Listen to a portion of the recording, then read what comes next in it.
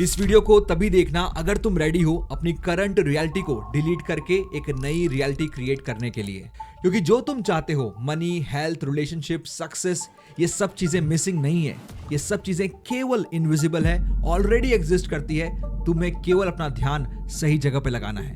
आज से कुछ साल पहले की बात है। मैं टेरेस पे खड़ा था, धूप मेरे चेहरे पे आ रही थी और शहर का शोर मेरे अंदर एक प्रेशर क्रिएट कर रहा था। क्योंकि मैं 2 साल से जॉबलेस, बैंक अकाउंट में था डिसअपॉइंटमेंट, रिलेशनशिप में था कंफ्यूजन, बिल्कुल स्टक, बिल्कुल पावरलेस। उस दिन मुझे ऐसा लग रहा था कि कोई इनविजिबल ग्रेविटी मुझे नीचे खींच रही है। और तब मुझे एक रियलाइजेशन हुआ, छोटा सा लेकिन बहुत ही प्रोफाउंड। शायद मैं अपनी रियलिटी को नहीं देख रहा, बल्कि रियलिटी मुझे वो दिखा रही है जो मैं ऑलरेडी हूं। और ये बात रियलाइज करते ही मेरे विचार रुक गए। एक क्लैरिटी आई, क्वाइट सिंपल, मेरी करंट रियलिटी सच नहीं है, बल्कि मेरे रिएक्शन सच है। और तब मुझे समझ में आया कि मैं 3D के हिप्नोसिस में फंसा हूं, बिल्कुल वैसे जैसे कोई बंदा मूवी को सच माने और स्क्रीन से लड़ाई करने लगे। उस दिन मेरे अंदर कुछ शिफ्ट हुआ, और जब तुम्हारे अंदर कुछ शिफ्ट होता है, तुम्हारी लाइफ चेंज होती है। और ये वीडियो वही शिफ्ट आज तुम्हारे अंदर क्रिएट करने वाला है। क्योंकि नेविले गोडार्ड ने कहा है, change your self concept and you will automatically change the world you live in. उस दिन उस टेरेस के खालीपन ने मुझे एक रास्ता दिखाया, और आज मैं तुम्हें एक रास्ता दिखाने वाला हूं। 5 स्टेप्स जिससे मेरी लाइफ चेंज हुई है, और अब तुम्हारी बारी है। Let's go. Step number 1, stop reacting, break the 3D hypnosis.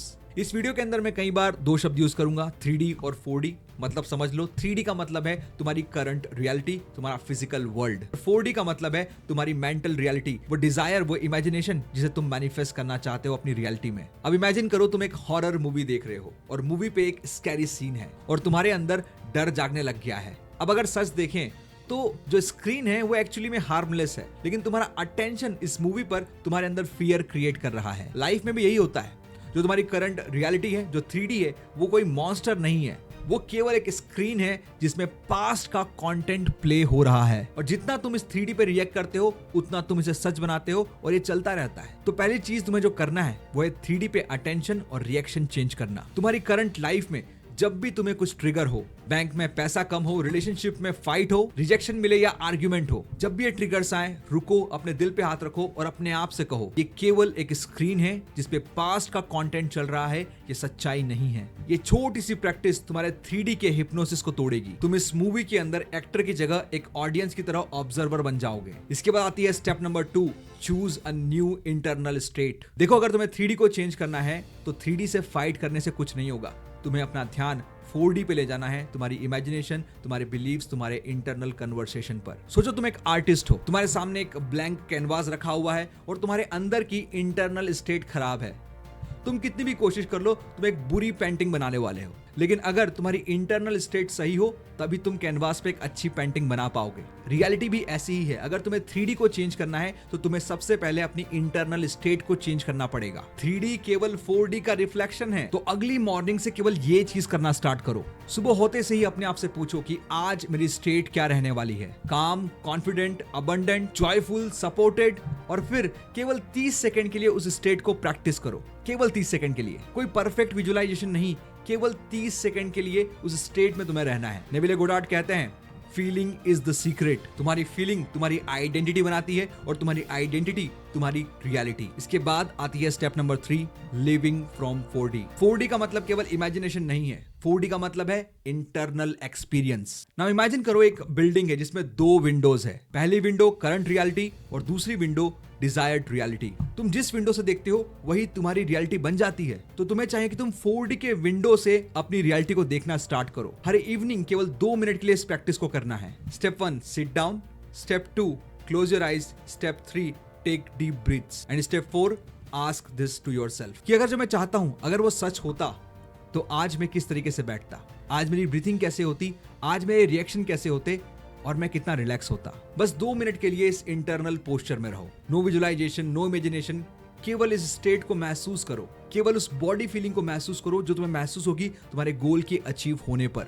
और अपना पोस्टर शिफ्ट करो उस पर्सन की तरह जिसके पास उसके गोल ऑलरेडी अचीव हो चुके हैं। याद रखना, 4D इंटरनल पोस्चर है और 4D एक्सटर्नल प्रूफ। इसके बाद आती है स्टेप नंबर 4, और वो है आइडेंटिटी अलाइनमेंट। देखो, रियलिटी तब चेंज होती है जब तुम्हारी आइडेंटिटी पुरानी इमेज को छोड़ देती है। सोचो तुम एक मिरर के सामने खड़े हो, अगर तुम्हारे चेहरे पे सैडनेस है तो मिरर स्माइल नहीं करेगा, मिरर सेम ही रिफ्लेक्ट करेगा। 3D तुम्हारा मिरर है और तुम्हारी आइडेंटिटी तुम्हारा रियल फेस। जब तुम आइडेंटिटी को शिफ्ट करते हो, मिरर के अंदर रिफ्लेक्शन अपने आप चेंज होगा। लेकिन हम आइडेंटिटी शिफ्ट करने की जगह 3D यानी मिरर से फाइट करने लगते हैं। सोचो ना, अगर तुम्हारे चेहरे पे कचरा लगा है तो मिरर को साफ करने से कुछ नहीं होगा, फेस को ही साफ करना पड़ेगा। तो एक बार अपनी आइडेंटिटी ऑडिट भी कर लेना। एक पेपर लो और उस पे एक तरफ लिखो ओल्ड आइडेंटिटी और दूसरी तरफ लिखो न्यू आइडेंटिटी, और तुम्हारी करंट आइडेंटिटी के जितने भी नेगेटिव बिहेवियर्स हैं, स्ट्रगल करना, डिले करना, फ्रस्ट्रेटेड होना, उन्हें इस ओल्ड आइडेंटिटी के नीचे लिख दो। और न्यू आइडेंटिटी के नीचे उस पर्सन की क्वालिटी लिखो जिसने अपने गोल्स ऑलरेडी अचीव कर लिए हैं, जिसके पास ऑलरेडी वो मनी है, जिसके पास ऑलरेडी वो प्यार है,